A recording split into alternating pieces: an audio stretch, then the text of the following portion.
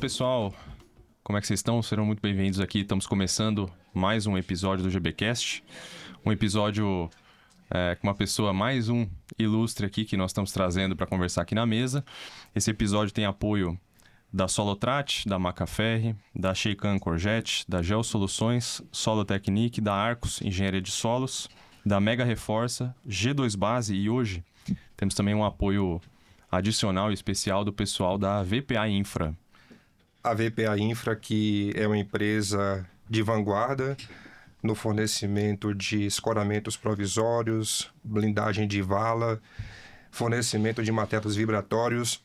Fica aqui o nosso registro de gratidão pelo apoio incondicional dado à Geotecnia Brasil.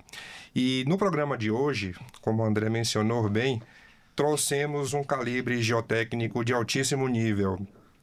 Ele que representa boa parte da história da geotecnia brasileira, autor de livros, engenheiro consagrado, premiado, coordena todo o trâmite de revisão de normas técnicas. Eu estou falando do engenheiro Frederico Falcone, conhecido carinhosamente como Fred. E hoje, certamente, teremos muita coisa, hein, André, para perguntar para o Fred. A Zaclis, que é uma empresa histórica, é uma empresa que carrega no seu cerne geotécnico diversas obras icônicas. E sem muitas delongas, vamos passar a palavra para o Fred. Muito obrigado, Fred, pela tua vinda. É um prazer imenso estar contigo. E a primeira pergunta que eu faria é como tudo começou. Você que é um mackenzista que faz história, seria legal o público saber como tudo começou, o que lhe impulsionou na carreira da engenharia civil. Bom, primeiro eu gostaria de agradecer o convite do Thiago e do André para participar aqui do GBcast. Eu já assisti os episódios anteriores, achei super interessante, muito legal. E é importante que a gente traga para toda a nova geração, né, uma história que aconteceu com todos nós mais antigos e que a gente possa trazer para esses jovens a oportunidade de conhecer o que a gente faz, né? E que é muito legal e que é muito prazeroso trabalhar. Então, só tenho a agradecer vocês dois pela oportunidade de estar aqui com vocês, conversando com toda essa enorme comunidade que vocês formaram, com mais de 15 mil pessoas que são... se não são geotécnicos, né, são ligados à geotecnia de alguma forma. Então é sempre um prazer estar aqui e poder falar com vocês. A minha história começa, eu sempre achei que eu deveria fazer alguma coisa de construção, queria pensar em construir, achava a obra um negócio bacana, tudo, e eu sempre fui razoavelmente bom em matemática. Então a gente tem, naquela época você só podia fazer ou engenharia, ou direito, ou medicina.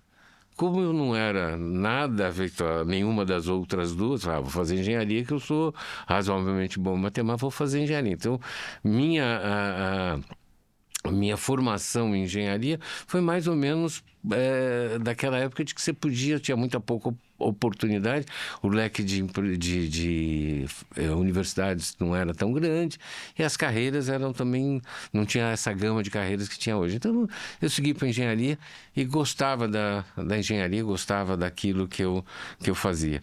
E aí entrei no Mackenzie, foi uma história muito gostosa dentro da universidade, foi muito gostoso.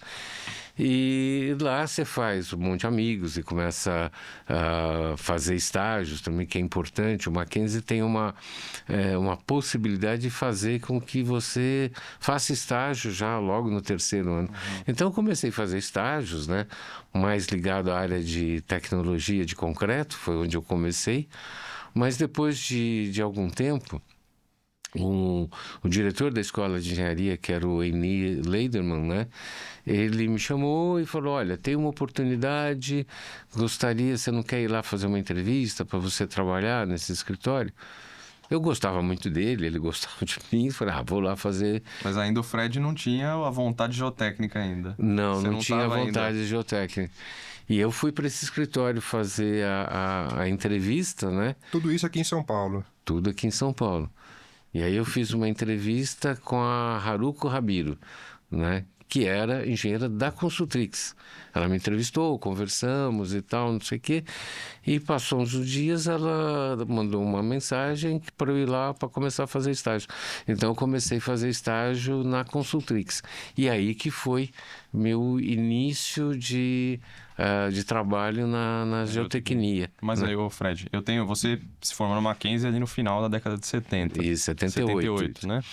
E deixa eu tirar uma curiosidade, que eu acho uma coisa bem interessante. A gente convive com os colegas aí, chamados mackenzistas, né? Aham. Intitulados mackenzistas, né?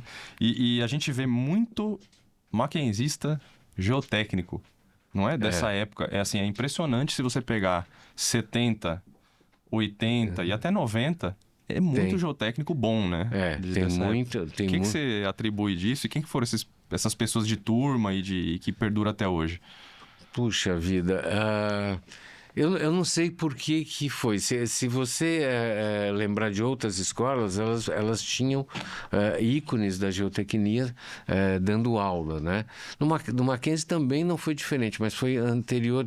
Eu tive aula, por exemplo, com o Mauro Gottlieb. Mas o próprio Vitor Melo, ele teve uma participação interessante na Mackenzie. O Vitor Melo, o próprio Sigmundo Golombek também Mauri, deu. né? Essa O época. Mauri já deu. O Urbano também deu aula no Mackenzie, Legal. né, de fundações. Então tinha uma turma bastante interessante dentro do Mackenzie, né, que ajudava vocês. Então, dentro das carreiras que tinham dentro da escola que você poderia seguir, essa era uma. E eu gostei. Quando eu tive aula de mecânica dos solos e de fundações, eu me interessei. Mas não era um negócio. Você é muito Que foi com o jovem. Mauri? Não. Foi com o Mauri. Que legal. E o Pena também. O Pena estava começando a dar aula no Mackenzie. Não foi meu professor, mas estava começando a dar aula lá também. Ele era formado, tinha uns 2 anos, mais ou menos. Mas essa turma do Mackenzie, o próprio o João Armando também é do Mackenzie, é patrocinador aqui de vocês. Tem uma turma muito grande que é do Mackenzie e que trabalha em geotecnia. Impressionante, né? A Poli tem muitos. A Poli também tem muitos bons geotécnicos da época, geotécnicos. Né? A Poli teve uma turma em especial, né, que fez, sei lá, grandes geotécnicos, né, de que uma turma de 72, se não me engano, fez um grande número de geotécnicos que até hoje estão, alguns já faleceram, mas tem muitos que já estão. No Mackenzie, né, um nome, o Paulo Cruz, que era mackenzista, né, então foi importantíssimo. Tem um pessoal muito bom até anterior. Anterior, exatamente. Assim, a exemplo, o Mauri já dava aula, né? Então, O Mauri já dava aula lá pra gente. Inclusive, fica até um registro em homenagem recente que a Geotecnia Brasil fez para o Fred. Esses colegas estavam lá no auditório. E deve ter sido bem emocionante para você, né? Estavam lá, eles foram prestigiar. Alguns amigos foram prestigiar e que estão dentro da geotecnia, né? Então, é sempre agradável. Eu tenho minha turma de escola até hoje, né? Nós temos almoço juntos, jantares juntos. E tem algumas turmas que são do Mackenzie com alguns agregados. A gente deixa um politécnico participar. Mas nesse processo de formação, Fred, e se tratando da engenharia geotécnica, não se faz um discipulado com apenas um mentor, um tutor. Sim. E se você tivesse que listar todos aqueles que contribuíram para a sua formação, até mesmo contribui, não necessariamente professores, quem você listaria como aquelas pessoas que hoje você olha para trás e fala, olha, se hoje eu estou aqui, essas pessoas forjaram a minha formação geotécnica? Assim, É uma gama muito grande de pessoas que me ajudaram e contribuíram com a minha formação. A primeira foi a Haruko, que me ajudou. Depois, sem dúvida, o Golombek, que fez uma formação, o próprio escritório da Construix, com a turma que tinha lá, né, ajudava, conversava, estimulava. Mas eu lembro bastante do Zé Vicente Fanton, que também era um cara excepcional que ajudava. O Jaime Fleshman, que depois saiu da área, o próprio Milton, que sempre com a formação dele, o jeito dele, sempre orientava o que a gente... Você diz o Milton Golombek? O Milton Golombek, o Milton Golombek, sem dúvida nenhuma, ajudou. E dali para frente, que eu trabalhei alguns anos na Construtix, depois fui para Engevix e depois... Aí tive a oportunidade, eu conheci o Salvoni, o José Luiz Salvoni, né? Por conta de um amigo, Jorge Zar, que é da Engesonda, e aí eu conheci o Salvoni me convidou. Então foi a primeira pessoa, assim, que teve, assim, mais um dedo, assim, para me ajudar e que me levou para o escritório, que antes era Zacli Salvoni, na época, hoje é ZF, mas ele foi o primeiro cara que me chamou. E depois disso, aí eu tive uma felicidade de conhecer um monte de gente excepcional, né? Que além de me ajudarem como profissional, me ajudaram como pessoa. E são amigos queridos. Eu posso citar assim um que já se foi, o Valdemar Achiche, que era Legal. muito próximo.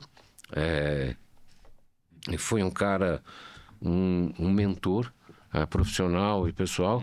O Arsênio Negro, que foi quem me levou para a BMS, né? Foi a primeira participação que eu tive na BMS, foi através do Arsênio, que até hoje é muito meu amigo e continua dando... Porque eu acho que amigo é aquele que fala não só o que você quer ouvir, mas aquilo que você não gostaria de ouvir, né? E ele chega e fala, você fez isso, você fez aquilo, você... Enfim, então eu tenho essa felicidade de ter todas essas pessoas me orientando. E eu fiz amigos ao longo da minha vida toda, né? Então eu posso... Aí eu fico, assim... É difícil você citar, Sim. porque tem tanto o Fernando Danziger, a Bernadette, que sempre apoiaram o Fernando. Eu tenho uma história com ele num congresso em Coimbra, que depois eu posso contar, mas é excepcional também, uma pessoa que eu gosto muito. E, nossa, aí vai o Jarbas Militis, que é outro grande amigo, que a gente tem conversas, é muito gostoso. Aliás, vocês deveriam convidá-lo para estar aqui no GBcast. E se eu ficar esticando é muita gente para... Deixa eu puxar um dos personagens aí que você falou do Hashish, né?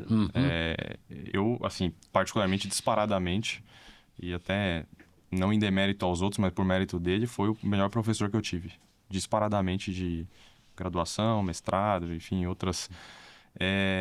como que, assim, ele era realmente muito fora da curva. Com certeza. Ele é excepcional, né? E didaticamente também para o aluno, inspirador e etc, né? Como que... vocês posteriormente trabalharam juntos até em coedição e edição de livros, então a gente vai falar disso daqui a pouco. Mas como que foi o Hashish para você em termos de parceria, aprendizado? Assim, eu me lembro que ele chamava muitos consultores para participar das aulas e ajudar. Como que era isso? Ele era um cara, como você falou, ele era um ponto fora da curva. Então, ele tinha uma coisa assim que era... Ele explicava para você, ele tinha o prazer de ensinar, né? Ele tinha vontade de mostrar o que é, como é que funciona, por que é aquilo. Então, ele tinha o dom da ensino. Então, ele me ensinou, nunca tive aula com ele, mas eu tive aula particular com ele, que ele explicava, ensinava, fazia assim. E tem muita coisa que eu uso hoje profissionalmente, que foi coisa que ele fez, explicou e tal, e a gente tem até hoje isso como uma ferramenta de trabalho. Então você vai fazer fluxo, em vez de você começar com um software, você faz primeiro aquilo que o Valdemar deixou, que é bem simplesinho, tal, não sei o que, você fala, bom, aqui eu tenho já alguma ideia, né? E depois você faz uma rede, entra num software aí para calcular. Então, para mim, e não só como geotécnico, também como pessoa, porque ele era uma pessoa especial, sempre ponderado, sempre pausado, sempre... Então foi um amigo muito próximo e muito querido. Então, em todos os aspectos, tanto ele foi realmente assim um mentor. Eu fiz alguns trabalhos com ele e era super prazeroso, né? Ele tinha uma coisa também que era assim, ele era perfeito, ele tinha que ser perfeito. Quando saía, tinha que estar perfeito. Bem sistemático, né? Tudo certinho. Não, isso aqui não está bom, então precisamos estudar mais, vamos fazer mais umas contas, porque isso aqui não está... Mas, para mim, foi sem sombra de dúvida, apesar de ter outros também mas ele, para mim, foi o mais próximo e o cara assim... Ele chamava a gente para analisar os trabalhos de conclusão de curso dos alunos e depois ir lá, junto com o aluno, e discutir por que era isso, por que não era aquilo. Ele gostava muito de ver o lado prático, né? Junto da teoria. Então ele queria que ele dava aula para os alunos e queria que a gente falasse na prática por que aquilo servia ou por que não servia. Então a gente fazia isso lá e todo mundo ia com muito prazer, porque era um negócio gostoso, era um negócio bacana de estar lá. Né? Legal. Esqueci de citar o Jaime Marziona, o próprio Urbano, que muitas vezes tive muitas conversas, às vezes até alguns atritos com o Urbano, né? Mas eu acho que todo mundo tem um pouquinho, mas faz parte. Mas tive muitas pessoas. O Jaime Marziona é um que eu também lembro com muito carinho dele, que era uma pessoa muito legal mesmo. Então, aí se eu for ficar lembrando, eu vou me emocionar e eu vou esquecer alguns. Então isso é muito parte, ruim, né? Parte. Você fala, o cara não falou de mim e tal, não sei o quê. Mas até aproveitando, Fred, esses personagens históricos que inclusive marcaram toda uma era da BMS, você, além de engenheiro geotécnico e também de ter um pé na academia, você presidiu a BMS São Paulo, você foi vice-presidente da BMS Nacional, e seria legal saber de você como foi a experiência de estar diretamente na liderança dessas entidades, quais foram as lições aprendidas, os principais desafios. Olha, eu aprendi muito. Como eu disse antes, eu entrei na BMS pelas mãos do Arsênio Negro, né? E aí comecei a trabalhar dentro da BMS com aquela vontade de poder divulgar o que a gente fazia, o que era a BMS, por que era. Então você podia congregar um monte de pessoas com um objetivo. Então isso foi o que norteou todo o meu trabalho dentro da BMS, trazer cada vez mais e para mais gente o que era geotecnia, o que se fazia geotecnia e como era legal geotecnia. E ao longo do tempo foi isso que a gente foi tentando fazer, disseminar conhecimento.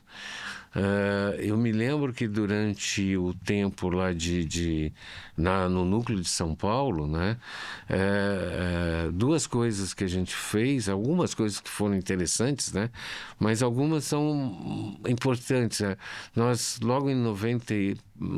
A gestão foi final de anos 90, de 99 Isso, 2000, foi né? 98 a 2000, 99 e 2000, tá? Então a gente sempre procurava trazer conhecimento, né? Era esse sempre... E trazer os jovens. O que eu sinto, já pulando um pouco, né? O que eu sinto é que a BMS não está trazendo jovens hoje. Está deixando, talvez pelos meios de comunicação, a forma de comunicar, os jovens estão ficando um pouco alheios alheios à BMS, precisariam trazer esses jovens para dentro da BMS, né? A BMS tem um núcleo já jovem, núcleo, que inclusive foi criado na gestão que você estava como vice, né? Foi a gestão do Fernando Schneider. Foi a gestão do Fernando Schneider, nós criamos um núcleo jovem, né? Que na primeira foi a Mariana Dias, que foi... Isso. E aí ela começou a tentar trazer os jovens para dentro. Legal. Mas a comunicação tem que ser feita por jovens para jovens. A própria forma de se comunicar é diferente daquela que a gente fazia antes, né? Que era uma forma assim, vamos fazer livros, fazer congressos, vamos para trazer. E isso dá para você fazer isso de uma forma hoje mais distante. Dá para você fazer isso por meio da GBcast, por exemplo, né? Dá para você, por meio de fazer palestras por YouTube, como vocês fazem, que é mais rápido, mais fácil de atingir as pessoas, né? Porque você não precisa se deslocar. Hoje um grande problema é deslocamento. Então você faz um congresso, não sei onde, você tem que ir para lá, você tem um custo da viagem, você tem um custo de ficar lá, tem um custo de alugar aqueles espaços enormes. Inscrição do próprio congresso. Inscrição do congresso. Então se torna um tanto caro você e tem formas mais fáceis de você disseminar esse conhecimento. Então eu acho que a BMS deveria fazer isso e até fazer uma coisa que eu acho que faz falta, que você vê muita coisa na internet hoje, gente falando de tudo, inclusive de geotecnia, e falando de uma forma incorreta. Então você precisaria corrigir, ter alguém que tenha formação e falar como se faz certo. Né? Então a fundação é fácil, geotecnia é fácil, e não é bem assim, a gente sabe que não é isso, né? Então a gente precisaria ter esse aspecto também levantado na própria BMS. Então, mas para mim foi extremamente prazeroso. Eu fiquei lá Então, depois do Arsênio, eu fui vice do Valdemar, que também foi ótimo. Foi quando a gente fez um livro excepcional. Depois eu espero poder contar a história desse livro, que foi muito legal. Então, a gente foi fazendo, a gente vai caminhando. Mas, com o passar dos anos e o progresso da informação, dos meios de informação, eu acho que a BMS deveria aproveitar mais esse canal e ficar mais próximo. Legal. Né? Até aproveitando a BMS esse ano completará 75 anos. Em nome da Geotecnia Brasil fica aqui o nosso registro de reconhecimento e respeito à entidade e sempre estaremos à disposição para dar as mãos e promover o conhecimento. Fred, você falou do livro Fundações, Teoria e Prática.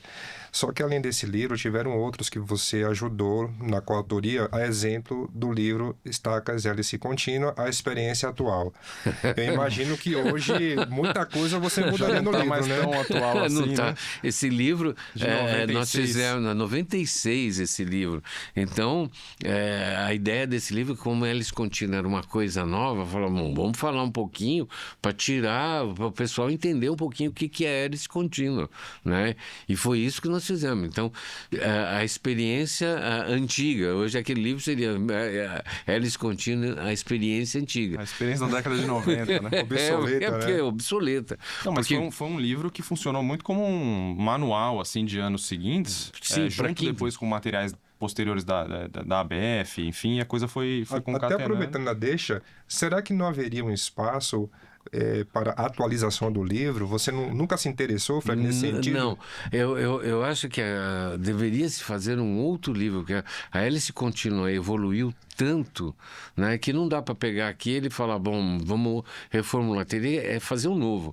Sobre a Hélice Contínua deveria ser feito um novo livro. Então, eu acho que isso é o que motivaria, porque a evolução foi muito grande. Não só a evolução do equipamento, mas a evolução do conhecimento de hélice contínua. Então, tudo isso precisava ser revisto, né? Mas foi uma coisa que, para mim, foi muito legal, foi uma experiência muito gostosa, porque nós reunimos ali 5, 6 pessoas, né? E cada um escreveu uma parte, um pedaço do livro, e aí começou a ver aquela história de fazer, editar livros, né? Que isso começou basicamente, né? Esse foi o primeiro, mas tinham 5, 6 pessoas, e depois aí foi uma coisa muito gostosa, porque depois foi feito um livro que é muito interessante, que chama Solos do Litoral de São Paulo. Isso. Que foi uma ideia do Arsênio, que ele fez solos de São Paulo, depois fez solos do interior de São Paulo e solos do litoral de São Paulo. E esses solos do litoral de São Paulo, eu tive a oportunidade de editar junto com ele. Eu fui editor desse livro e nós convidamos geólogo, Imatã, o Quinitido Sugio, o Carlos Pinto, o Aoki, um monte de gente de peso para escrever. Cada um escrevia um capítulo para gente. Mas qual que era a função do editor? Organizar quais eram os capítulos e organizar, que é uma coisa difícil. Eu tenho que chegar, Tiago, queria que você escrevesse um negócio assim, assim, assim, sobre isso, sobre aquilo, tal. Ou, André, escreve esse assunto aqui, mas precisa focar nisso, precisa focar naquilo. Então era um trabalho assim mais difícil. E aí foi, sim, sem dúvida, que deu aquele primeiro alento para fazer alguma coisa que era possível fazer um livro dessa forma. Então foi os solos do litoral de São Paulo, foi a minha primeira experiência como editor. O outro eu fiz junto com o Jaime Marziano, né, esse da Hélice, junto com o Jaiminho, e aí foi, mas era um livro menor, porque temos 5 autores só, então é muito mais fácil, né? E um assunto novo. Porque assim, a gente vai montando pauta aqui, né? Mas, por exemplo, você tem os Solos do Litoral de São Paulo, Fundações Teoria e Prática, o livro de Hélice, né? Tem um de modelagem também, né? De certa maneira tem o livro da História da Natura, que daqui a pouco a gente vai conta um pouquinho da obra, que é a Engenharia do Sucesso, né? Que é um livro que traz a história de como foi, monitoramento, depois soluções. Tem um livro aqui que faz o paralelo da região metropolitana de São Paulo, com Curitiba e tudo. Twin E você Cities. Eu fui coautorou, né? Isso, exatamente. Então, mas desses todos aí, você falou Twin Cities, né? Foi legal, fiz junto com o Valdemar, a gente fez fundações em São Paulo. E o pessoal do Paraná fez fundações em Curitiba. Então, era sempre, no nosso caso, eram fundações profundas, né? Então, sempre era um paralelo entre as duas cidades, né? E esse eu fui coautor, não fui... Mas o que eu acho assim, o Fundações Teoria e Prática... eu queria perguntar da história do Fundações Teoria e Prática, que é uma bíblia hoje. Então, esse aí começou... A ideia inicial foi do Sais, Zé Luiz Sais. Uma vez conversando, eles terminaram, falaram, eu gostaria de fazer um livro que nem o Leonards, que tem um pouco de mecânica dos solos, uma introdução, depois cada um fala um pouco, mas isso é muito difícil, isso é muito... Já pensou você fazer um negócio desse? Isso aí, nossa, mas seria meu sonho fazer um livro assim, que reunisse tudo que a gente tem de fundações, mas dando também uma ênfase para a mecânica dos solos. E eu fiquei com isso na cabeça, né? Eu achei a ideia legal. Você vai ver o livro do Leonardo, é exatamente isso, né? Fiquei com a ideia na cabeça. E chegou um momento, eu achei que era possível fazer esse livro. Eu falei, acho que dá, porque eu tive a experiência dos solos do litoral. Eu fiz um outro livro que chama Previsão de Comportamento versus Desempenho Real, tá? Que isso foi em 2000.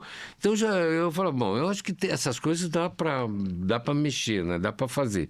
E o meu grande trabalho mesmo, se é que eu tive algum grande trabalho, e o mérito do meu trabalho foi convencer o Valdemar Axis que era viável e que dava para fazer, né? Um livro assim. Eu falei, olha, o Sais tem uma ideia assim, fazer o livro. Falou, nossa, isso é difícil. Eu falei, não, acho que a gente consegue fazer e tal. Quem sabe, pensando nisso, eu já coloquei uns nomes e não sei o quê. Quando o Valdemar abraçou a ideia, aí tudo ficou mais fácil, mais simples. Então, aí nós fomos caminhando e aí juntamos outras pessoas também. Tinha o Regis, o Celso, o Sussumo, que também participou dessa... Né? Então, aí juntou e todo mundo, cada um fazia um pedaço. E aí surgiu aquele livro que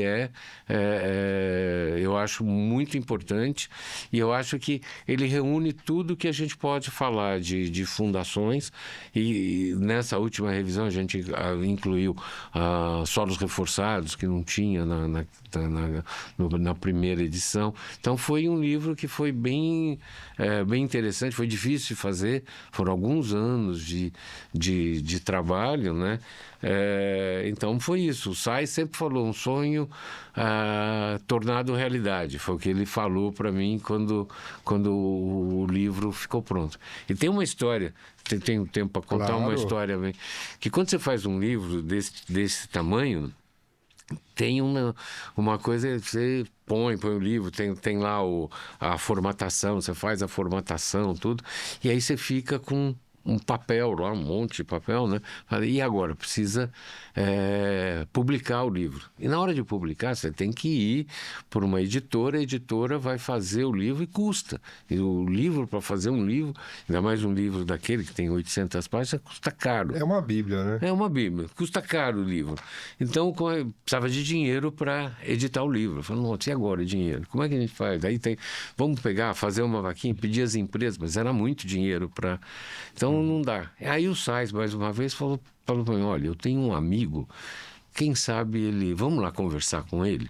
Né? Que o Sais, para quem não sabe, antes de ter a Anson, que ele era o proprietário da Anson, ele foi professor da Politécnica e foi consultor também. E esse cara que eu vou falar daqui a pouco, ele fez alguns trabalhos para esse cara. E nós fomos lá conversar já era um senhor, né? Fomos lá conversar com ele e sentamos na sala dele, uma sala enorme, até ficamos conversando, ele contando histórias deliciosas das obras que ele fez. Não dá tempo aqui para contar, mas ele fez várias obras importantes e tal.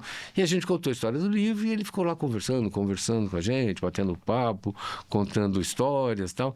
E no final, né? Ele deu um cheque para a gente. Gostei muito daquilo que vocês fizeram. Acho que esse livro vai ser muito importante. Vou patrocinar o livro. Pegou, tirou e assinou um cheque e deu para a gente. Não foi em branco o cheque, não, né? Não, foi um cheque, o equivalente na ocasião a $100 mil. Que legal. Ele deu na hora um cheque para nós dois. Saímos, os Sais e eu saímos de lá, né, entusiasmados. Falamos, nossa, quanto dinheiro. Ele nem perguntou quanto tempo. Nós falamos que era 100 mil, ele deu o dinheiro sem pestanejar. Então, foi graças a ele, que chama-se Perlerson Soares Penido, que era o dono da Cerveng Civil San, e ele deu esse dinheiro para a gente. O impulso para publicar, né? O impulso não, ele patrocinou. Aí ele levou o dinheiro para a editora e o livro saiu. Que se não fosse ele, o livro não sairia. E foi uma conversa. E o papo com ele foi agradabilíssimo.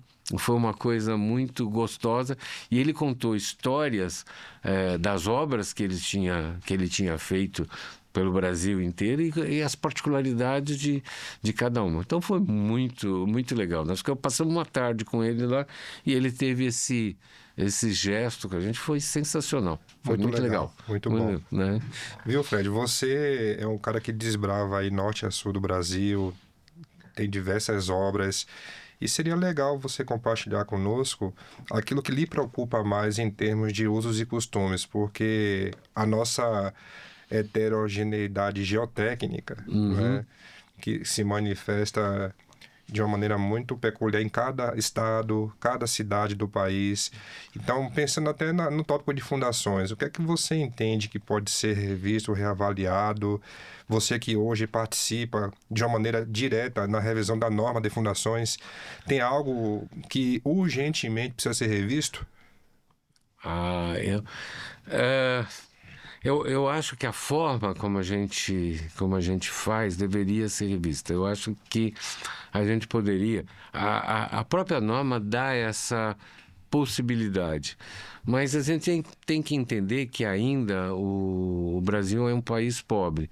Mas o que seria interessante, né, e que a gente poderia fazer, e eu vejo que se faz lá fora do Brasil, é você fazer alguns testes com as fundações antes de iniciar a obra, com alguns tipos de fundação. Você poderia fazer uma hélice. Você diz para calibrar o projeto? Para calibrar o projeto. Não só calibrar o projeto e ver qual que tem o melhor desempenho. Tá? Então, deveria possível. Mas é difícil porque você tem que levar um equipamento, fazer uma estaca, tirar o equipamento, fazer o ensaio e depois produzir a obra.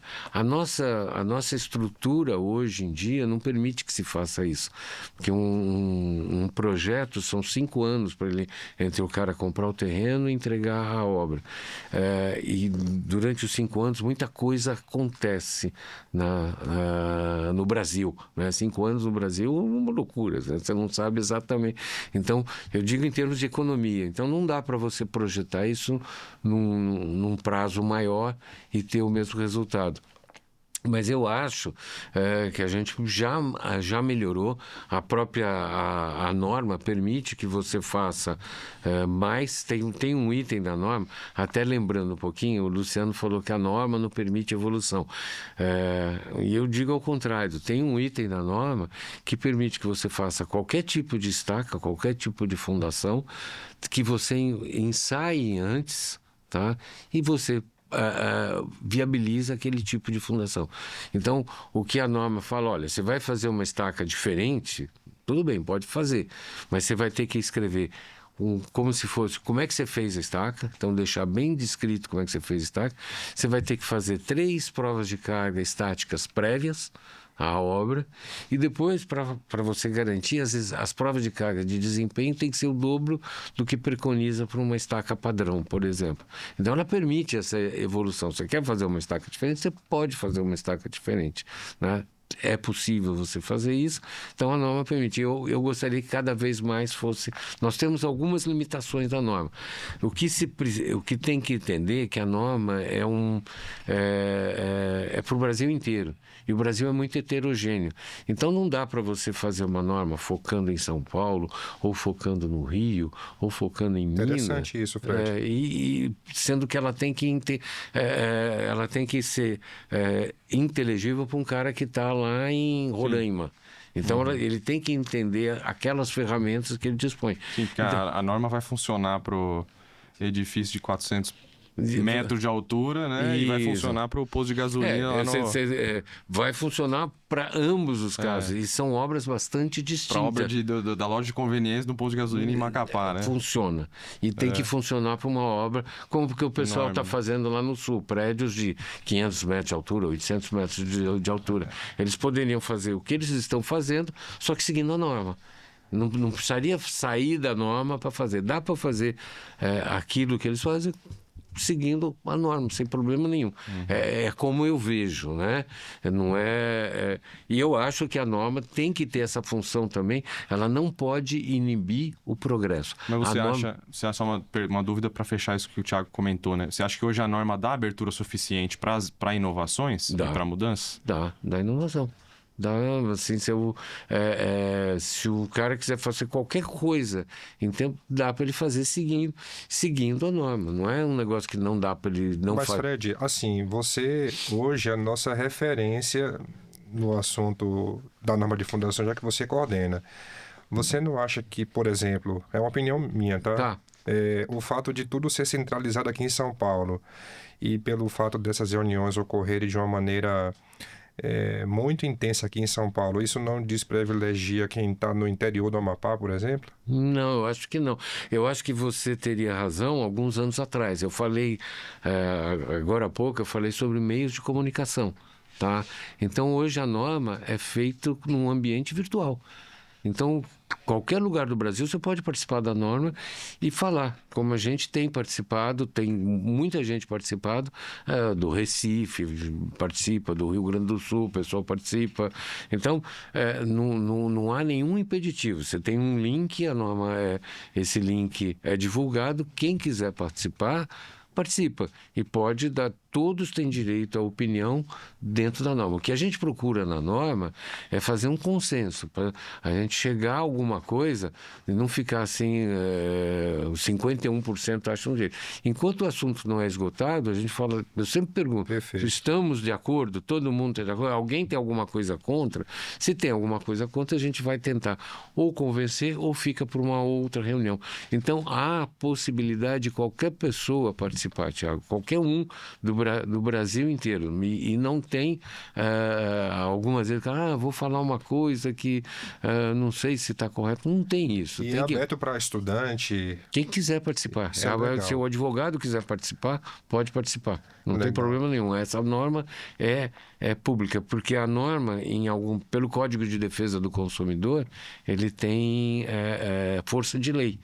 Então, quando não existe nada que regule aquele assunto, a norma regula. Então, a gente pode... Sim, não, perfeito. Tá? Não, já que você tocou nessa questão de que a norma dá abertura para as soluções, hoje tem ocorrido de uma maneira demasiada as obras de prédios cujas alturas perpassam os céus, não é? Uhum. E há uma disputa técnica de, por exemplo, a hélice contínua de 50 metros de comprimento com emendas. Dá para chamar de hélice contínua? Qual é a sua opinião a respeito? Para mim, a minha opinião, é outro tipo de estaca. Porque você está... a norma fala, dá um padrão para a hélice contínua. A padrão da hélice contínua é assim, assado, cozido e frito. E limita a tensão que você pode utilizar na hélice contínua. A norma tem essa limitação. A partir do momento que você faz a hélice, executa de um jeito diferente que não é padrão, e coloca uma carga que não é aquela padrão, você está fazendo outro tipo de estaca. Que não é... Essa é a minha opinião. Que aí, em tese, não teria problema se você fizer os artifícios de validação do Com as canal. provas de carga. Então vamos chamar de descontínua, Fred? Eu não sei se o nome é descontínuo, mas realmente ela tem um excesso de prolonga, vamos dizer assim, né? Então, eu acho que... Mas é o que eu falei antes. Poderia ser feita a mesma coisa e ainda obedecendo os critérios de norma. Não vejo nenhum problema disso, não. Então, a norma dá essa abertura. É uma hélice contínua diferenciada. Ou especial, né? Ou especial, alguma coisa assim. Então, a gente pode fazer. Mas o que eu acho, se eu falar em fundação, uma que a gente precisaria investigar mais, para mim, é o estacão. Porque o estacão pega cargas elevadíssimas e você faz as provas de carga e não consegue nem chegar perto de... Né? Você tem, na maior parte das vezes, você tem uma reta. Você não consegue extrapolar, não consegue fazer nada. Tá? Então, pegando... É que eu acho que o grande mistério do estacão, mistério entre aspas, né? Mas a grande sacada é uma coisa que eu acho que ainda é um pouco difícil, assim, né? Não sei como explicar nesses termos, mas é a bendita limpeza de ponta. Eu acho que é uma coisa que influencia, assim, faz o desempenho ser de 8 a 80. Até aproveitando o gancho que o André trouxe, na sua opinião, Fred, não tem algo na norma que poderia ser melhorado nessa questão de recomendações no que tange à limpeza, se ela vai ser manual ou não? Tem. Isso é uma coisa que ainda a gente não chegou nesse ponto na norma, mas eu acho que a gente tem... Quando você trabalha com estacão, por exemplo, você ter outro tipo de limpeza que não aquela que está especificada lá. Obrigar, por exemplo, você tem que ter airlift, por exemplo, tá? Mas é a minha opinião. Eu espero que meus colegas que estão lá na comissão, né, eu vou defender esse ponto de vista, mas eu acho que sim. Agora, na hélice, eu não vejo, eu não sei como você fazer isso. Eu tenho provas de carga, que isso é uma coisa... Eu sempre publiquei, vou publicar, continuar publicando, aquilo que eu acho interessante, aquilo que eu acho que eu possa contribuir, porque é uma coisa... A gente sempre aprende com as experiências nossas e com as experiências de quem trabalha e publica, né? E fala, aconteceu isso. Então, isso eu acho importante. Aquilo que você faz e que é importante ou relevante, né? Ou que teve algum problema que você solucionou, é bom você publicar isso para que outros possam não ter o mesmo problema, ou se lembrar daquilo que... Então, é importante. Eu acho que isso eu faço para mim, como uma... Você fala, olha, fizemos uma obra que é interessante, deu um problema assim, vamos explicar como é que a gente resolveu esse problema, para que outro colega não tenha o mesmo problema, ou no lembre. fundo, eu digo que o conhecimento está disperso pela sociedade, né? Mas Aí, se você faz as publicações, Exato. todos são múltiplas cabeças pensando e colocando situações diversas. Né? Mas eu não tenho, eu não tenho dúvida. Eu acho que até o Terzaghi falou isso, né? Que é uma coisa assim, aprenda com sua experiência que é dos outros, Sim, né? sim. E se tiver coisa que você acha importante, publique. Né? Antes de adentrarmos nos outros tópicos, contenções, temos as obras icônicas que o público tem muito interesse em saber que você se envolveu. Tem mais uma questão referente a fundações. Hoje tem ocorrido de modo demasiado os concursos de provas de carga. Uhum. Inclusive, a ZF já obteve aí bons resultados no Cobrae de 2005, teve uma previsão que vocês ganharam. O nosso querido amigo aqui, André... O André acertou na música. Lá em Balneário. Até não colocar uma em cima da outra. Ele foi o premiado lá. Há quem diga que não, viu? Mas assim... Mas André, acho que há quem diga que não, favoreceu. porque as duas curvas estavam juntas. A da prova de carga e a sua previsão estava junto. Acho que não deu para ver que era a Não sua... dá pra ver a minha que tava embaixo da prova de carga, né? Acho que foi isso. Mas a questão é o seguinte, como é que você enxerga esses concursos? Você vê utilidade prática? Alguns falam que é sorte, outros falam que, por exemplo, os resultados ajudam a calibrar o entendimento geotécnico da interação estaca-sol para aquela região. Eu queria que você falasse um pouquinho sobre a sua opinião referente a esses concursos. Olha, eu acho ótimo, eu participo de todos, eu faço a previsão. Às vezes eu me sinto humilhado, né? Porque eu faço a previsão, deu completamente diferente. Mas eu acho que é importante, porque você vê, primeiro, como você está, quais são suas previsões, e você pode corrigir dali para frente. É exatamente o que eu falei. Tem um lugar que você acha que pode contribuir, você vê aquela curva. Agora mesmo tem um que o Felênios mandou para todo mundo. Já fiz minha previsão. Já mandou? Já mandei, nossa, já Legal. mandei. A gente sempre fica na expectativa. Será que vai dar certo? Como é que é? Como é que você fez essa previsão? E a gente coloca lá. A nossa experiência está muito baseada no SPT e agora, mais recentemente, no CPT. Mas eu sempre fico em dúvida. O CPT sempre dá um resultado menor, né? Então... Mas, enfim, a gente faz a previsão da curva e manda. E eu acho que é importante, porque você está vendo um resultado para uma região. E você pode calibrar, quando você tiver uma outra obra lá, você pode calibrar para aqueles resultados. Eu mesmo publiquei um método para estaca, para perfil metal. É o método Falcone Pérez. Método Falcone Pérez, porque a gente fez um monte de prova de carga. Qual que era a vantagem da estaca metálica? Todas chegavam à ruptura. Então você elimina uma incógnita, aí ficava mais fácil. Aí você tinha os trabalhos do Faisal falando das argilas marinhas de Santos, a SFL, argila T, que você já tinha os resultados, né, da adesão lá, aí ficou fácil, só sobrou areia. Então areia fina, fofa, pouco compacta, areia compacta. Então a gente calibrou aqueles resultados e publiquei isso. Mas aí eu coloco assim, um método para Baixada Santista. Não é um método que você dá para usar para tudo quanto é lugar. Legal, isso é importante. Isso é importante, porque ele foi feito para lá, tem os resultados foram lá, e ele foi ajustado. Primeiro nós fizemos com 7 provas de carga, se não me engano, 7 ou 8 provas de carga. E depois nós vimos os outros resultados e ele deu boa aderência para os outros resultados. Então, eu acho que sim, é bom, é importante. Eu ponho lá o escritório, falo, pessoal, eu faço grupos, né? Faz 1, 2 aqui, Legal. 2 ali, para ver. É uma disputa saudável. É uma disputa saudável, né? E é uma discussão. Todo mundo faz a sua e depois a gente discute. Depois conversa. Por que fez, por que não fez. Então eu acho bem saudável, eu acho interessante. Nós tivemos a oportunidade de ganhar, assim, um lá em Recife, foi o Marco Aurélio que acertou na mosca aquilo lá. Então, mas estamos sempre e perdemos outro. Perdão, Fred, esse foi em Salvador em 2005, não? 2005 em Salvador, é isso aí, exatamente, tá? Foi no Cobrai, Isso. que é onde houve aquela ruptura bem grande lá, acho que o Luizão comentou, Sim. né? Daquela ruptura lá. Inclusive, o curioso de 2005 é que vocês ganharam o concurso usando o método Decur, sendo que o Decur não ganhou, né? Não ganhou. Não, mas existe um mistério. O Decur participou ou não? desse Não, concurso? acho que ele não participou. Diz que não. Quando eu falei para ele, que eu liguei para ele, eu falei, eu ganhei. Você vai, eu sabia que você ia ganhar e não participei. Legal.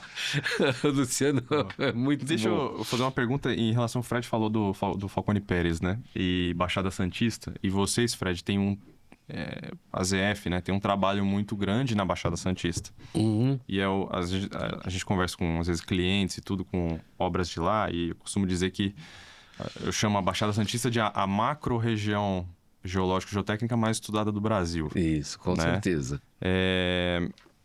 Quais foram, assim, as grandes obras e obras muito interessantes, assim, que vocês fizeram projeto na Baixada Santista? Já que tem muito trabalho aí. Puxa, nós fizemos alguns ensaios lá que foram muito interessantes. Algumas obras que são muito grandes, prédios de 42 pavimentos, 44 pavimentos, e nós fizemos um ensaio, prova de carga estática em estacas, levando até 1.000 toneladas, que é o que a gente tinha de macaco e tinha de viga, né? E reagia contra 2 estacas, né? Isso eu também publiquei, né? E fizemos, instrumentamos as estacas, né? Interessante, não chega quase nada de carga na ponta, porque as estacas são muito longas, né? E o atrito é muito grande ao longo de todo o fuste, principalmente nas argilas SFL e AT, que surpreenderam a gente mesmo com os resultados. Então eu fiz muitas obras, eu vou a Santos ou a Baixada Santista desde 86. Mas o que é mais interessante são obras de escavação, porque você escavar na argila... Para você falar de obra de fundação, tem obra em hélice contínua, tem muita obra em estacão, tem obra em barrete. Pré-moldada, lá atrás, né, nós fizemos muitas obras em pré-moldado. Até umas que eu me lembro, né? Eu fico, meu Deus, que loucura. Como você é mais jovem, né? Você faz umas coisas... Nós cravamos estacas pré-moldadas para um prédio dentro do Centro Histórico de Santos, né? Caramba! E foi uma loucura, fazendo pré-furo com estaca Strauss. Quer dizer, foi uma combinação de tudo que não podia ser feito. Nós fizemos, mas conseguimos concluir a obra, né, de fundação e tal. E o prédio hoje é muito feio, porque ele destoa de todo aquele centro histórico de Santos. Então, toda vez que eu passo lá, eu falo, puxa vida, que coisa, né? Ficou um negócio. Mas é assim que você, sei lá, aprende que não é desse jeito e tal. Mas obras de escavações, recentemente nós ganhamos lá um prêmio por uma obra que é uma estação de tratamento de esgoto dentro lá das argilas moles, que a gente escavou 12 metros naquela argila. Então, é um projeto diferente, né? Então, mas o prêmio foi da Prefeitura de Santos com a melhor obra executada, que outros fizeram outras e deu problema. Essa não deu nenhum problema, ainda bem, né? Então, essa ganhamos. Mas as obras, assim, que são maiores, são os prédios que a gente fez lá, mas são... Ou também, nós tivemos 3 obras lá de contenção de encostas, né? Essas são obras interessantes, em que você mapeia um morro rochoso e vê o que tem de solto. Então você projeta, aqui eu vou chumbar essa rocha, aqui eu vou calçar, essa aqui eu vou fazer um bate-choco para derrubar isso daqui. E depois fazer, em alguns casos, você coloca telas de alta resistência para fazer. Então são projetos bastante interessantes. O Morro Santa Terezinha, nós colocamos uma barreira em gabião, né? Porque se uma pedra cai e vai, a gente colocou essa barreira em gabião. aqui atrás, se a pedra cair, tinha uma barreira de alta resistência em cima. Uma pedra rolasse e parava na barreira. E se ela passasse a barreira, tinha lá o gabião com areia, tudo para passar. E fora isso, nós colocamos também chumbadores, um monte de chumbadores no morro. Tiramos também algumas pedras que estavam caindo, outras calçando. Enfim, é um trabalho. Isso a gente fez em 3 morros em Santos, né? Que foi bastante interessante. As outras foram as provas. Nós conseguimos fazer recentemente uma prova de carga para 1.000 toneladas em Santos, mas para ganhar um pouco de espaço, volume de concreto, perfuração, tudo isso então reduz, então dá um benefício, um ganho significativo. Legal. Bora falar um pouquinho de escoramentos? Já que você falou de escavações, a geotecnia brasileira evoluiu bastante, né? Então, antigamente o pessoal fazia escavações sem escoramento, e hoje nós temos aí inovações tecnológicas. Você conseguiria listar para nós aquelas que mais chamam a sua atenção? Olha, o que eu ainda não, os escoramentos que hoje a gente estava fazendo muito mais tirante do que fazia antes, tirante autoperfurante e tal, mas escoramentos mesmo, você tem aquelas, eu não sei como é que chama aqui, mas embracing, que você pega de fora a fora. Eu ainda não vi nenhuma obra aqui no Brasil assim. A VPA Infra, ela tem protagonizado algumas soluções, né? Ela tem, mas ainda são soluções que eu não vi ainda deles, soluções de grandes vãos. Distância, né? De grandes vãos. São vãos menores que eles têm promovido isso e com sucesso. Mas eu tenho visto assim vãos de 8 metros, vãos menores. E as nossas obras têm vãos de 20, 30 metros. Em que fora do Brasil você vê isso muito. Mais rotineiro, né, Fred? Mais rotineiro. Mas também o que eu estava conversando com um colega da Teixeira do Aço, ele falou que isso é muito mais caro que tirante. Então, você só usa quando realmente não tem outra alternativa você usar esses escoramentos metálicos. Que ele funciona, você pode abrir ou fechar conforme a licença, mas são muito grandes e são extremamente caros. Foi o que ele me falou. Então, você usa quando não tem. Como na Europa, eles têm muita construção que precisa ser preservada e que não pode ter atirantamento, eles fazem isso, né? Mas normalmente o que a gente tem conseguido, solução com os tirantes, até soluções inusitadas, né, com tirantes, é um avanço bastante grande. Quando eu comecei, o tirante era proibitivo. Você falava em tirante pro cara, você fazia aquelas obras invertidas, né, totalmente invertidas, né? E dava um trabalho enorme. Ficava 3, 4 anos lá, tirando terra brincando. A gente tira terra de canequenia. Tirando terra com a Bobcat. Isso, Bobcat, aí põe num caminhão, mas mas hoje em dia os tirantes já são uma solução rotineira e eu espero que a gente possa ter alguma obra com esses escoramentos metálicos de grande distância. A VPA realmente tem alguma coisa nisso, mas ainda para vãos pequenos. Inclusive, tem uma surpresa aí no final do nosso episódio, né? Vou deixar para falar no final. Hoje, um assunto que também tem sido objeto de discussão no meio técnico nacional e internacional é a sustentabilidade. Sim.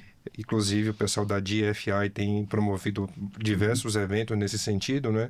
E uma questão que me chamou a atenção recentemente, até protagonizada pela VPA Infra, são as estacas prancha de PVC. Sim. Né?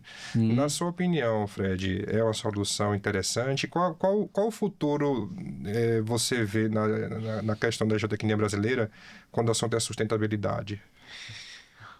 Olha, eu diria o seguinte, a sustentabilidade é uma coisa sem volta, você vai ter que buscar caminhos para isso. Só que a sustentabilidade também é mais cara. Tá? E ninguém fala, parece que é proibido falar em dinheiro. Você tem que falar em dinheiro, porque o Brasil ainda é um país pobre. Né? Então, soluções que você vê fora do Brasil não são utilizadas aqui porque nós não temos dinheiro, nós não podemos gastar esse dinheiro para fazer isso. Então, Nós vamos ter que correr atrás. O Brasil tem uma coisa que, apesar de não ter os mesmos equipamentos que tem lá fora, nós fazemos quase a mesma coisa com eles, que o brasileiro tem uma coisa que chama-se engenhosidade. Ele vai buscar um caminho, vai buscar alguma coisa para fazer. Vamos imaginar, estacão, por exemplo, você falou em rocha. Eles têm ferramentas que fura 3, 4, 5 metros em rocha sem grandes problemas. É 1 metro por hora, mais ou menos. Nós não temos esse equipamento ainda, porque é muito caro e ninguém quer gastar esse dinheiro. Mas vai chegar a nossa vez de ter esse equipamento e vamos fazer coisa melhor.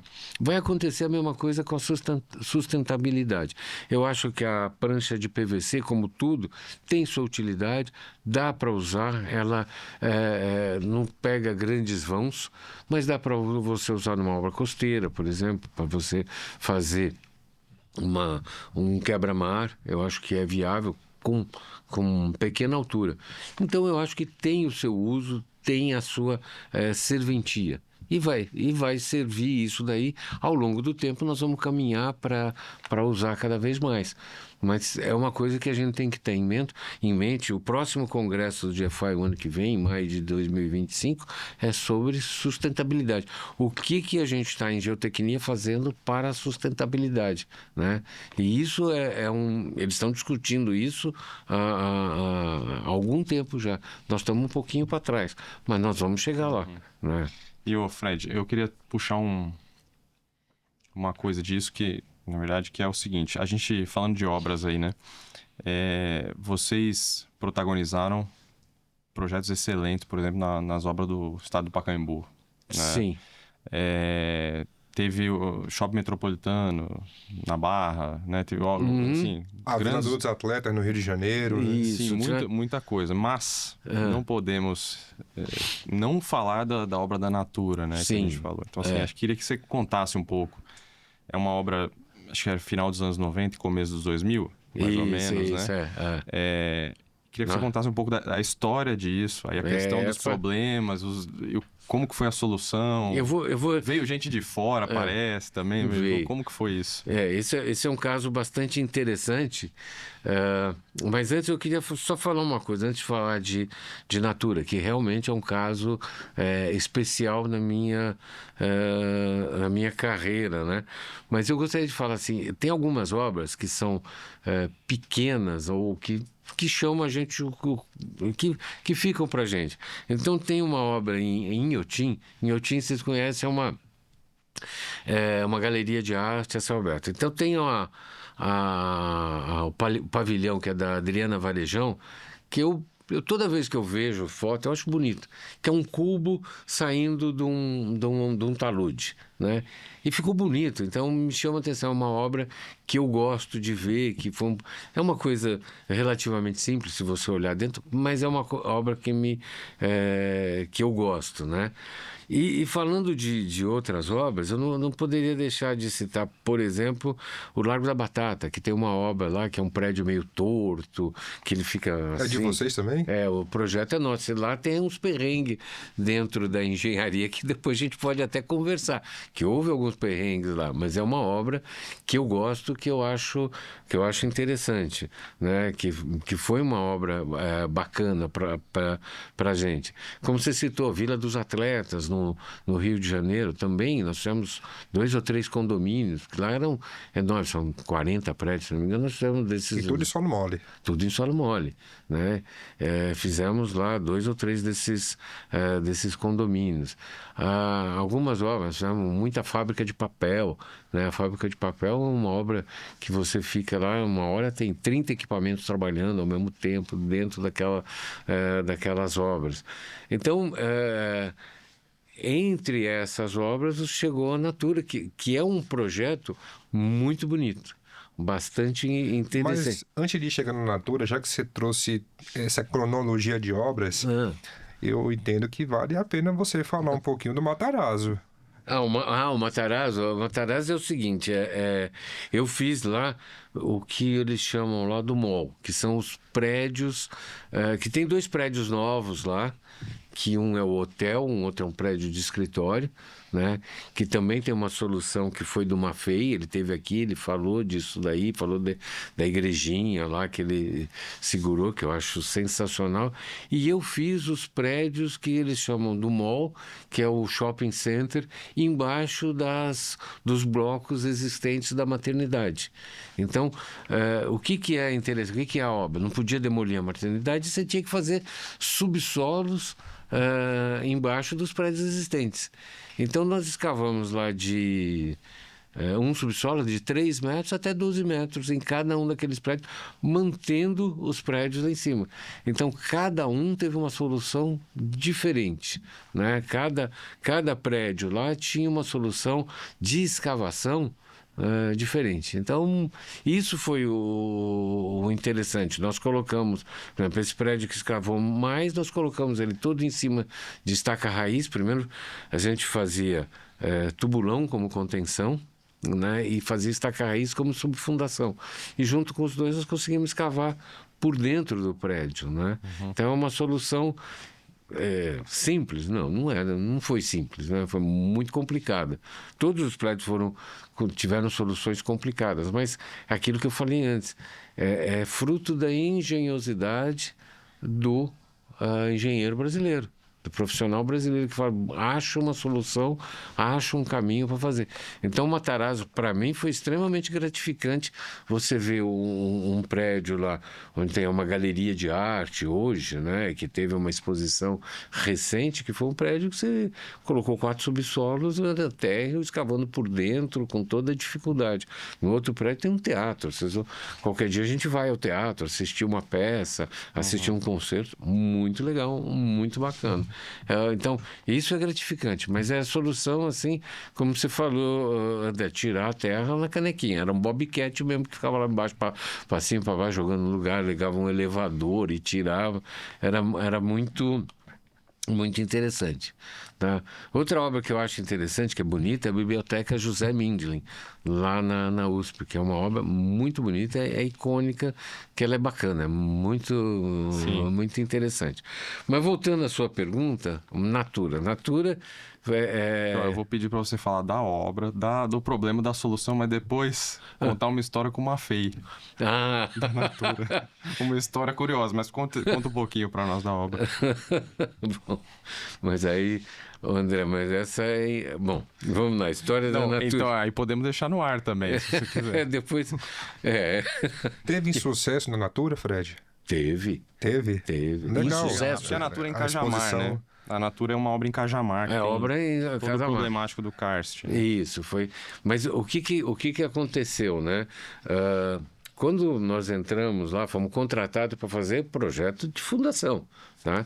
Tinha um monte de sondagem, né, olhando e tudo, e tinham vários pareceres, aqui não tem problema nenhum, aqui tinham vários pareceres dizendo que a região não tinha problema, porque você pegava um solo residual lá, que era assim, extremamente competente.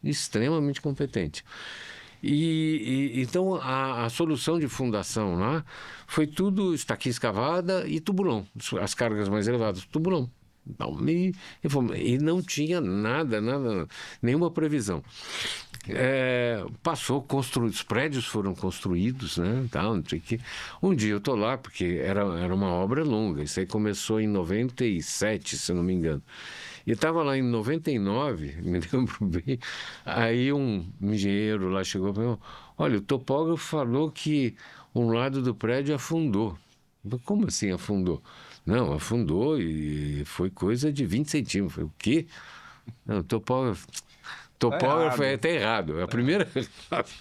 Tá errado, o topógrafo tá errado. Manda ele medir de novo lá. Porque... Ele errou a unidade, né? Errou, porque topógrafo não erra 1 centímetro, não erra 10 centímetros, 20 centímetros, 1 metro, 1 centímetro ele não erra, não.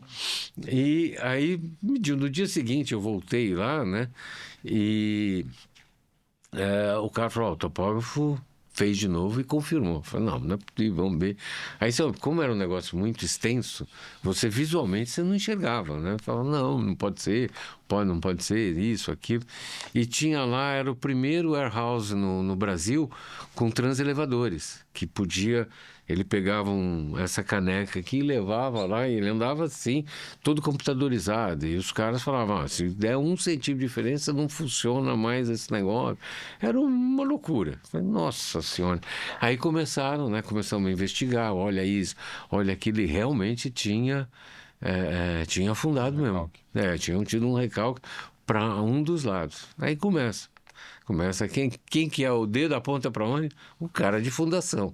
Então, a fundação está errada. Aí aquele negócio. Aí você vai rever tudo que você fez, olhou, mas tá certo, não tá, não sei o quê. Bom, a coisa se estendeu. Nós abrimos tubulões para ver se os tubulões estavam concretados mesmo, se estavam na cota correta. Chegou a fazer algum ensaio geofísico? Não fez ensaio geofísico nesse momento. Eu estou falando bem o comecinho, né? Tá. Bem o comecinho, nós não fizemos ensaio geofísico. E aí falou, bom, temos que entender o que está acontecendo.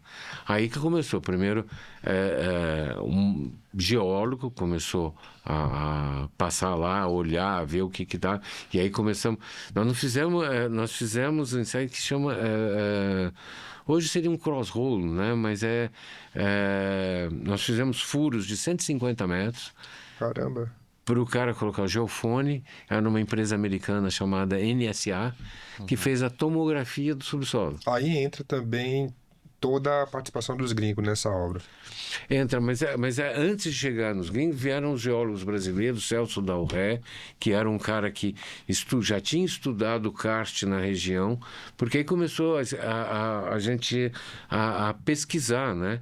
O que poderia acontecer, começaram a aparecer geólogos, começamos a contratar geólogos para dar uma olhada no que poderia ter acontecido. Aí achou-se o trabalho do Celso Dalré, professor Coutinho também esteve lá, o geólogo, né? Esteve lá também olhando tudo, o André Bartorelli olhando, e aí começaram a fazer os ensaios geofísicos, né? E os ensaios, a rocha está a mais de 100 metros de profundidade, e em alguns lugares ela aflora para 70 metros, mais ou menos. E começamos a fazer os ensaios geofísicos para dar um norte, mas não achava, porque a geofísica mostrava a rocha lá embaixo, não era viável fazer isso daí. E aí os donos da Natura, os 3 donos são engenheiros, né? Na época, e um deles, o Pedro Passo, atuava mais diretamente junto com a gente. Nós tínhamos o gerente geral das obras lá, um amigo que estava, maquinzista, que estava lá, que ficou lá, que era o Fábio Vilas Boas, e ele era o nosso contraparte, a gente falava com ele e tal. E aí a Natura falou, não, o negócio está muito complicado. Aí eles viram que o problema não era a fundação, né? Percebeu que o problema não era a fundação, então eles me pediram para montar um board de profissionais para entender o problema e ver qual seria a solução. E nessa época nós formamos um board que tinha o Valdemar Achiche, o Cláudio Voli. O Jaime Marziona participou também? Não, o Jaime nesse board não. Era o Valdemar, o Cláudio, o Milton Cange, saudoso Milton Cange, legal.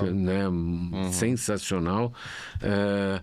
Contratamos a instrumentação com o Arsênio, né, da Birô, na época. Ele fez toda a instrumentação, mas só fera, né? Tinha também o Fábio Azen, que era o executor, que estava lá com o executor. Depois o Argimiro, vocês conhecem o Argimiro lá? O Argimiro fez uma pausa lá no metrô para trabalhar comigo nesse projeto. Ele ficou lá na Natura. O Valdemar também participou, né? O Valdemar foi, sim. O Valdemar que foi vamos dizer, o centralizador aqui desse board. E aí a Natura, como tinha só um board brasileiro, falou, não, mas puxa vida, precisa ter alguém aí, precisam fazer mais... Então... Precisa ter alguém fora da confraria que você montou aí, né? Precisa ter alguém fora.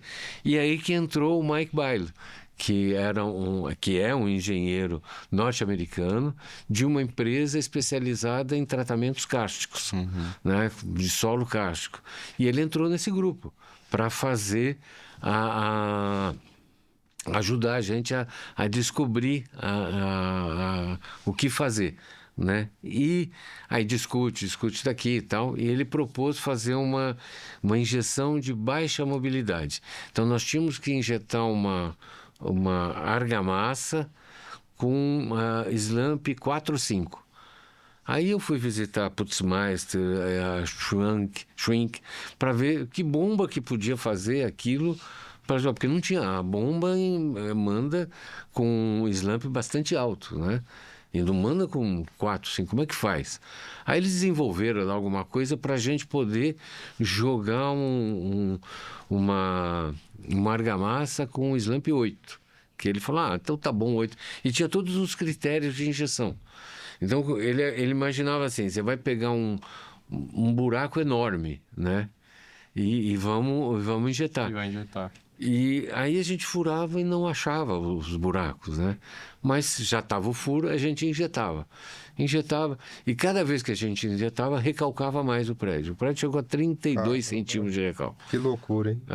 E aí injetava. Bom, aí não...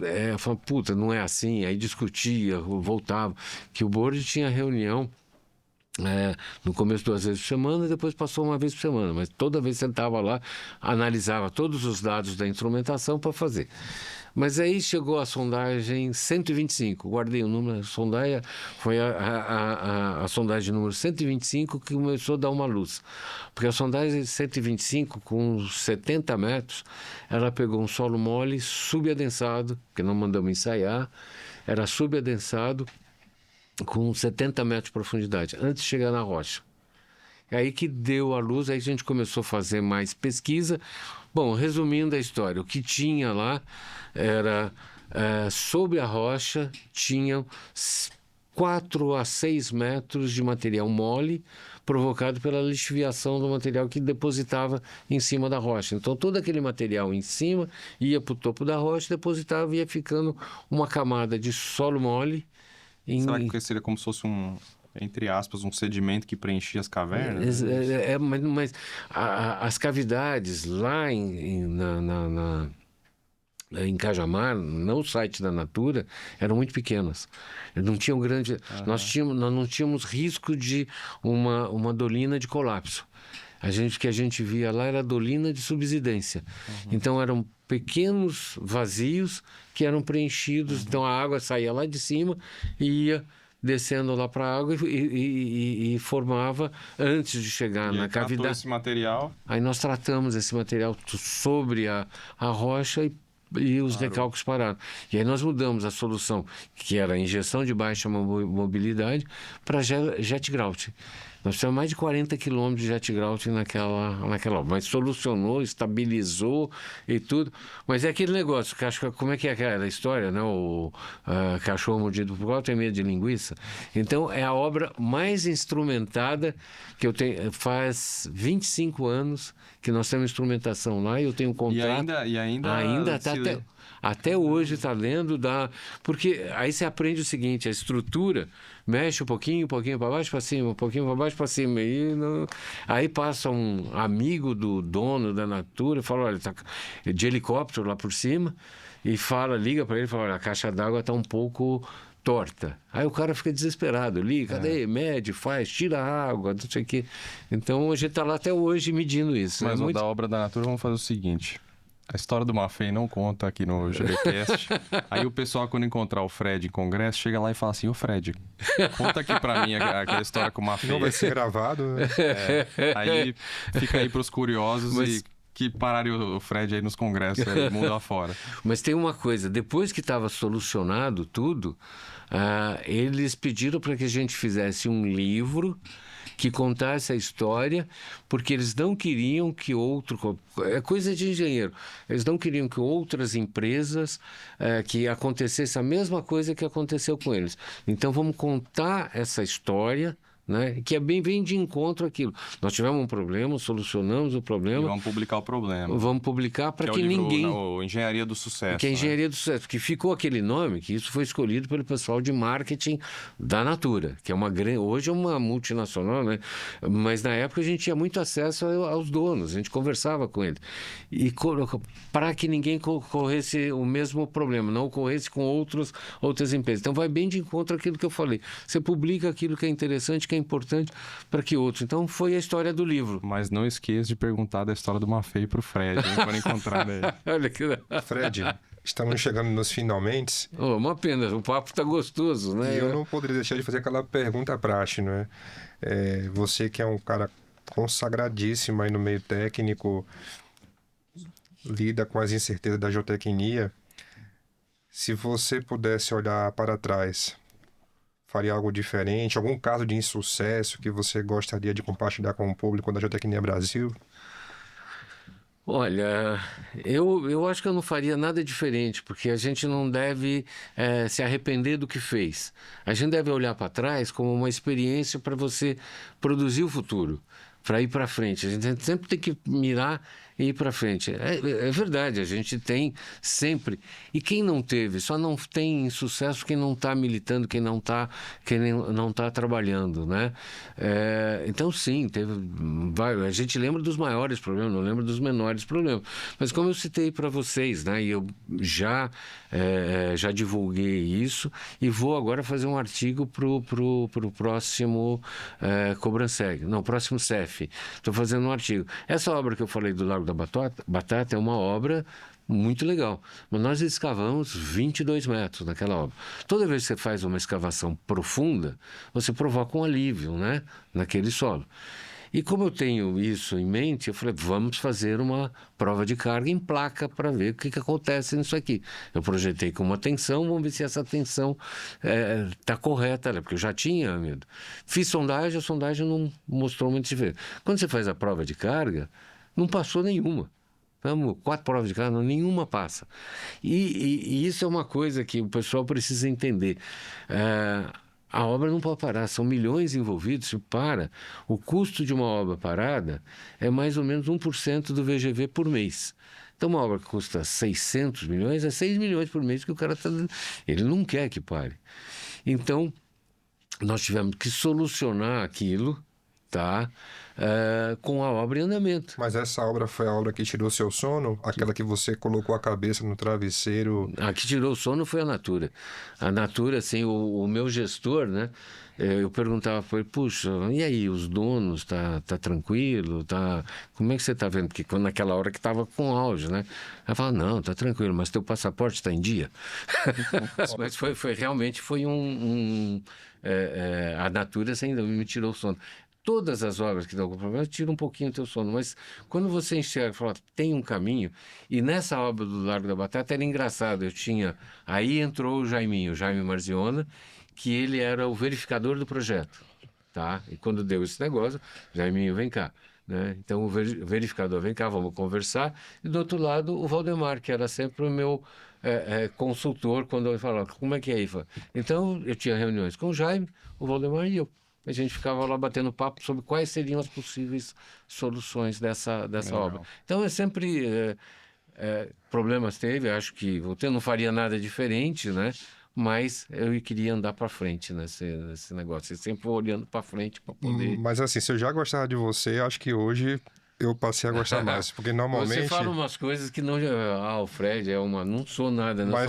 Sou um cara bastante simples e sei das minhas limitações. Mas o meu amigo aqui, fiel escudeiro, testemunha ocular, sempre quando eu faço essa pergunta, o pessoal fala, não, nunca tive problema, tá tudo perfeito, maravilhoso, e você trouxe o lado humano da engenharia geotécnica. Mas quem não teve problema? Não é possível, a gente tem. O legal é você achar uma solução para o problema e seguir em frente. E não errar de novo, né? Eu acho que é por aí. Eu tento fazer isso daí, tá? Legal. Beleza, vamos caminhando aqui para o encerramento, mas como o pessoal da VPA Infra mandou aí um presente, é um presente pro especial aqui pro Fred, né? Nossa. Mas aí a gente vai ter que... Ah, vamos, com certeza. Vamos. O pessoal da produção tá trazendo aqui, ó. O Thiago, que é o... Que Mas legal. esse presente é pro Fred, tá? Mas quem É vai que o fazer as honras da casa vai ser o Fred, né? Ah, então vamos. Não, mas na verdade vamos fazer o seguinte, deixa o pessoal aí... Eles ficar com água na boca? Exatamente, e a gente vai encerrar o episódio. Fred, queria te agradecer bastante por você estar aqui, sempre o papo é muito bom. Aqui nos encontros, na ZF, em congresso, a gente se deixar fica horas e horas aí, né? Sem dúvida. O Fred, que é um parceiro querido, não só nessa interação com o GB, mas já temos feito alguns trabalhos juntos, né, Fred? E tem sido um aprendizado imenso nessa interação contigo. E em nome do GB fica aqui o nosso registro de carinho, de gratidão. Tivemos a honra de interagir também com a sua família na ocasião que você foi premiado. Sim. E parabéns, Fred, pela história que você representa para a nossa geotecnia brasileira. Parabéns por tudo que você é. E certamente esse episódio vai ficar marcado para que lá na frente as novas gerações saibam que existiu o Frederico Falcone. Eu que agradeço vocês dois pelo carinho, sempre vocês são extremamente gentis comigo e eu fico extremamente honrado de estar aqui e saber quem já esteve aqui e eu poder participar dessa mesa com vocês, para mim é uma coisa de muito, muito orgulho. Muito obrigado mesmo. Obrigado, Legal. Fred. Vamos fazer aqui o brinde, mas estamos encerrando o episódio aqui. Acompanhe o GBcast no YouTube e acompanhe também no Spotify. Então, os episódios estão disponíveis em áudio lá. Só procurar Geotecnia Brasil, GBcast, você vai encontrar. E até a próxima. Um abraço. Tchau, tchau. Um abraço. Tchau.